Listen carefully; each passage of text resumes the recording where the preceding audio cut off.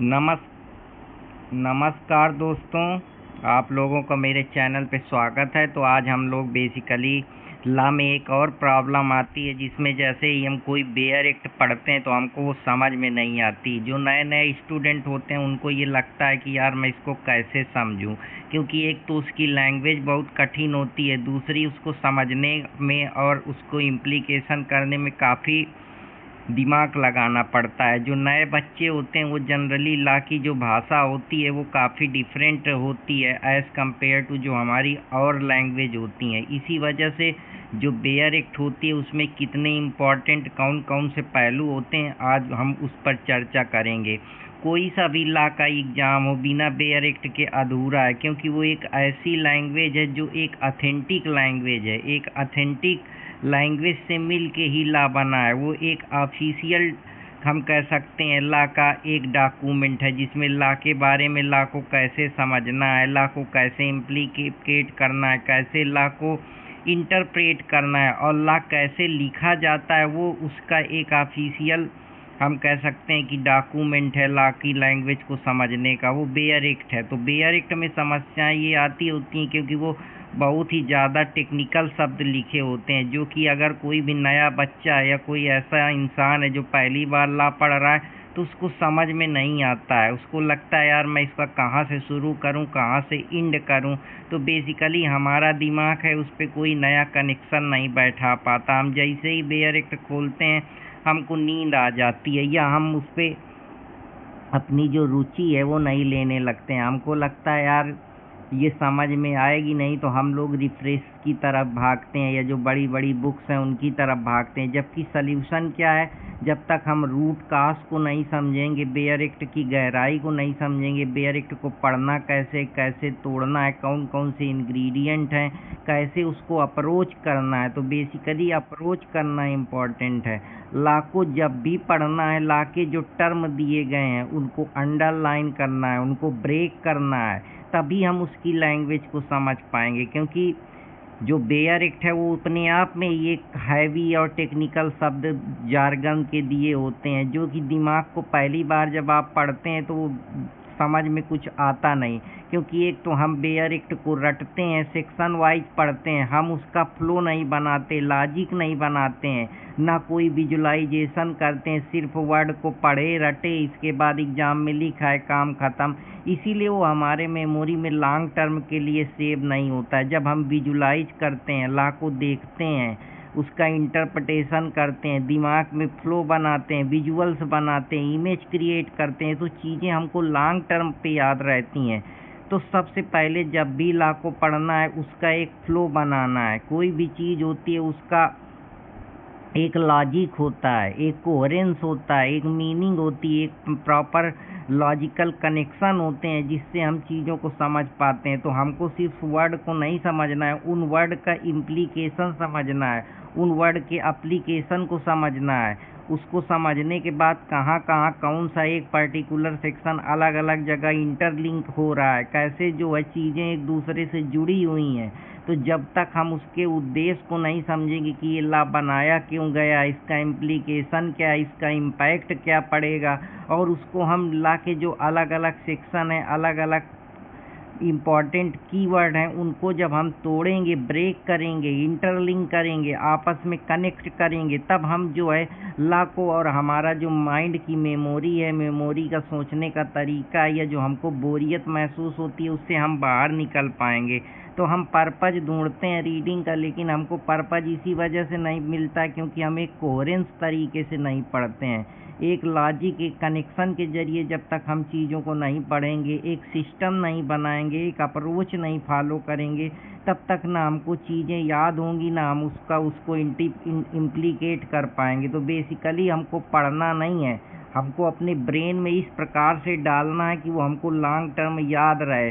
फिर उस चीज़ में ये देखिए, प्रीवियस ईयर के एमसीक्यू देखिए, उसमें देखिए कि कौन से टॉपिक कहाँ कहाँ से पूछे जा रहे हैं, किस तरीके से पूछा जा रहा है। ब्रेन में एक लॉजिक बनाइए, ब्रेन को टारगेट करिए कि ये पर्टिकुलर इम्पॉर्टेंट एमसीक्यू यहाँ से बन सकता है, ये इम्पॉर्टेंट फ्रेज है, कीवर्ड है, ये इसेंशियल इंग्रेडिएंट हैं, उनको अपनी भाषा में लिखिए। जो कठिन जार्गन शब्द हैं जैसे नॉट यानी नॉट बिट स्टैंडिंग लिखा रहता है, हेयर लिखा रहता है, प्रोवाइडेड इफ लिखा रहता है, तो उसको अपनी हिंदी लैंग्वेज में या जो आपको समझ में आए उसमें ट्रांसलेट करो, उसको एक नया आयाम दो, इम्पॉर्टेंट केस ला लिख लो, अपनी लैंग्वेज में उसको उतार लो, उसका एक फ्लो बना लो कि पहले FIR होगी, फिर इन्वेस्टिगेशन होगा, ट्रायल होगा, इस तरीके से पढ़िए, या pre trial, trial, post state trial के स्टेज पे पढ़िए चीज़ें, उसका इंटरलिंकेज करिए अपनी भाषा में, लैंग्वेज बुक उसको बदलिए, सेक्शन को पढ़िए नहीं, उसको अपने माइंड में क्रिएट करिए, विजुलाइज करिए, उसकी पनिशमेंट, उसकी ग्रेविटी, उसके इंग्रेडिएंट, ये सेक्शन किस उद्देश्य से बनाया गया है, उसको सिंपल भाषा में लिखो, बोलो, पढ़ाओ, और सबसे ज़्यादा है उसको बोलचाल में यूज करो, जिससे आपको चीज़ें आसानी से समझ में आएंगी। जैसे FIR है तो FIR में क्या है उसकी विजुलाइजेशन करो, एक पुलिस है, एक कोर्ट है, एक कॉग्निजेबल ऑफेंस है, राइटिंग में है, फ्री ऑफ कास्ट देना है, एक पत्र है। तो इस प्रकार से जब आप विजुलाइज करेंगे, उसमें ट्रिक्स बनाओ, जैसे तमाम प्रकार की ट्रिक्स बनाई जाती हैं, कॉग बनाई जा सकती है, इस प्रकार से आप जो है वो एक एक शब्द के निमोनिक्स बनाइए, सीन बनाइए कि क्राइम हो रहा है, तो सबसे पहले क्राइम होगा तो FIR लिखी जाएगी, कहाँ लिखी जाएगी, पुलिस स्टेशन। तो जब आप विजुलाइज करके, तोड़ के, ब्रेक करके उसको मूवी की सीन की तरीके से इमेजिन करेंगे कि ये पुलिस है, ये क्राइम है, एक पूरा सिस्टम बनाइए कि पुलिस के सिस्टम में क्या होगा, क्राइम में पुलिस का काम आएगा, जज का काम आएगा, गवाह का काम आएगा, एक्यूज का काम आएगा, कुछ और इम्पॉर्टेंट टूल्स हैं जिनका काम आएगा। ऐसे ही तो लॉ वर्क करेगा। फिर उसमें क्वेश्चन जो पढ़िए उससे पूछिए कि कौन सा क्वेश्चन बन सकता है या कैसे इससे पॉसिबिलिटी है, प्रीवियस ईयर के क्वेश्चन देखिए, जिससे क्या है पढ़ते वक्त आप जब सोचेंगे, अपने माइंड को चलाएंगे, तो एग्जाम में कैसे पूछा जाता है, कैसी ट्रिक्स हैं जहाँ से क्वेश्चन ज़्यादा पूछे जाते हैं, मैं कैसे इनको तोड़ सकता हूँ, कहाँ से इम्पोर्टेंट सेक्शन है, कौन से इलाके हैं जहाँ से चीज़ें बन रही हैं, उनको चंक करिए, एक दूसरे से जोड़िए, पेयर बनाइए, जिससे चीज़ें आपको आसानी से याद हो जाएं। सेक्शन को लिख लीजिए, उसके इंग्रेडिएंट को लिख लीजिए, कंपेयर करिए चीज़ों को एक दूसरे से, एक लॉ को दूसरे लॉ से कोई कॉन्सेप्ट इंटरलिंक कर रहा है उसको जोड़िए।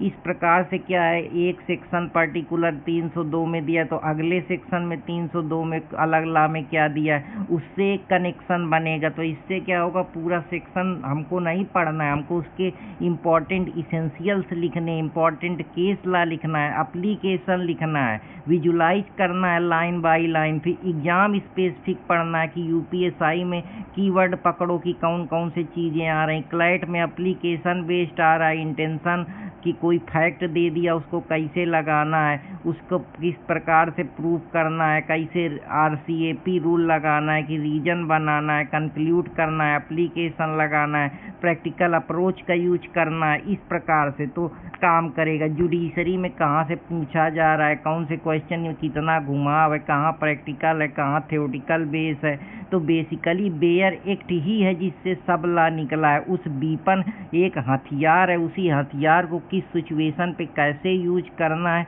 यही काम आपको सबसे पहले सीखना है। जब ये काम सीख लेंगे तो लॉ आसान लगेगी, वरना 5 साल निकल जाएंगे, आप ना एनालिटिकल स्कूल का एप्लीकेशन समझ पाएंगे, ना रियलिस्टिक स्कूल का एप्लीकेशन समझ पाएंगे, ना हिस्टोरिकल आपको समझ में आएगी, फिर जूरिस्प्रूडेंस आपको टफ लगेगा। और जब ये सब चीज़ें आपको आसान लगने लगेंगी तो लॉ आपको कभी भी टफ नहीं लगेगा। तो ये कुछ चीज़ें हैं जिनके बारे में कि बेयर एक्ट में बहुत सारे लोगों को ये प्रॉब्लम होती कि कैसे पढ़ा जाए, कैसे समझा जाए, कैसे उसको तोड़ा जाए, कैसे उसी इंग्रेडिएंट से बेसिकली पूरा इलस्ट्रेशन कैसे बन सकते हैं, कैसे तुम खुद से अपने नए नए तरीके जनरेट कर सकते हो, निमोनिक्स क्रिएट कर सकते हो, सेक्शन का फ्लो बना सकते हो। तो ये जब चीज़ें आपको समझने में आने लगेंगी तो आप बेहतर महसूस करेंगे, आपको लॉ पढ़ने में इंटरेस्ट लगेगा, बोरिंग नहीं लगेगा। तब आप लॉ को पढ़ेंगे नहीं, समझेंगे, देखेंगे सिस्टम कैसे काम करता है, कैसे उसका प्रैक्टिकल एप्लीकेशन लगता है, कैसे यही जो कंप्लेन है, FIR है, या जो रिटेन स्टेटमेंट है, प्लेंट है, कैसे लिखी जाती है।